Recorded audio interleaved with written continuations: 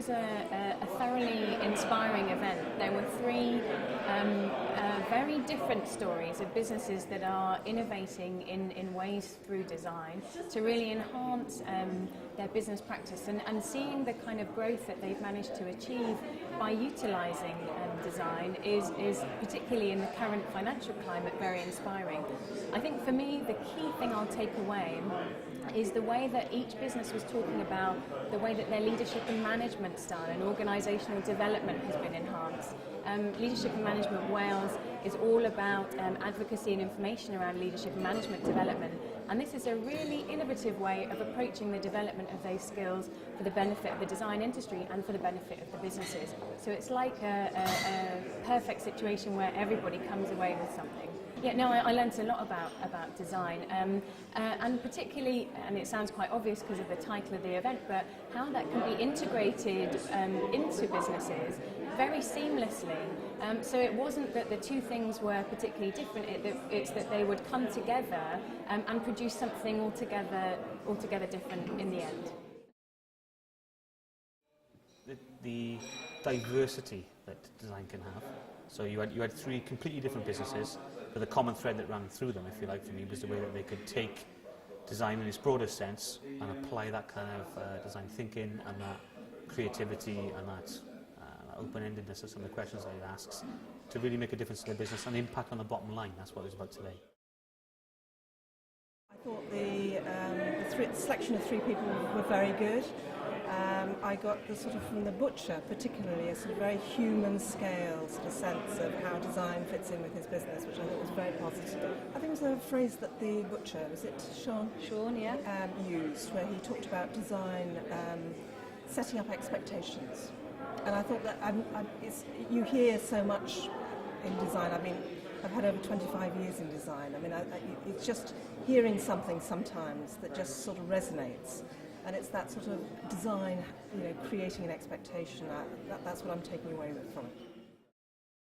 I was really interested. The butchers were actually offering vegetarian options, which were really, really interesting. And obviously I've worked with Orange Box, so I know that can do really well. But it was really nice for me to hear the commercial director giving it a different perspective rather than working with the design team.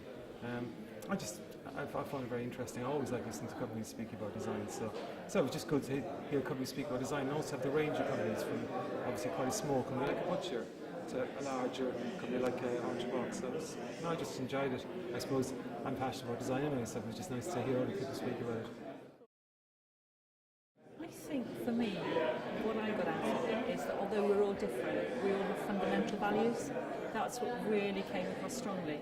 It might be expressed in different ways or different outcomes, but at the end of the day, there was a common language there between three completely disparate businesses. I think that's really an interesting take on it. Just you just get a different perspective from the other guys, and how it affects their business. So really, just to focus on it even more, and especially with regards to innovative products, and making sure that you're doing a better job all the time, that you're trying to stay one step ahead of the competition. I think that came across from the two people we were with, that they were going out and finding different markets, and I think that's where we need to be, because you can just concentrate on your existing markets, but really you need to diversify and make sure that you're doing trade in all aspects as much as you can. Did you learn anything new tonight? Well, I think you always learn there's something new when you talk to different people. I mean, there's questions coming out of the audience, and you're thinking more yourself about it, because, everyday business, you're just carrying on and just doing it, and really you need to step back, which is what Kerry's trying to get me to do all the time. Step back and think about what you're going to do and what you're going to try and achieve in the future, and that's the real thing that you've got to take away. Is to really step back and really make your business right, looking forward.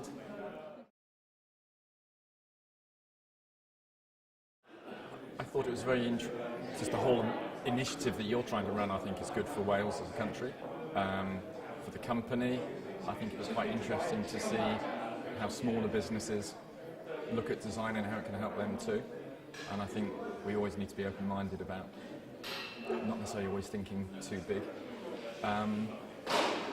But I think the messages that you were hoping to get out they fit perfectly with what we're trying to do, and it gives me some confidence that we're probably doing the right sort of thing. Investing in products and recruiting talented people, and more businesses should do it. What key thing I'll take away is, I guess, what always surprises me about design, no matter how long we keep working with different companies, is how design can impact on a financial but also cultural basis within a diverse collection of businesses. So we have one which is over 100 years old, based on a traditional mill, another which is very design-led in a very international competitive market, and then a local butcher, which is they've all transformed their businesses in recent years just through design. Design still is not really in people's mind's eye. So this is a really important moment to sort of portray through Orange Box, through the butcher's shop, through Melon to Gwent, the diverse nature of industry in Wales, and how design is something that needs to be part of the process, not just to make it look good, but actually in making it something that functions according to the end user's needs, whether it is a chair, whether it is where you buy your meat, or whether it is a scarf. Okay. Did you learn anything new about design tonight?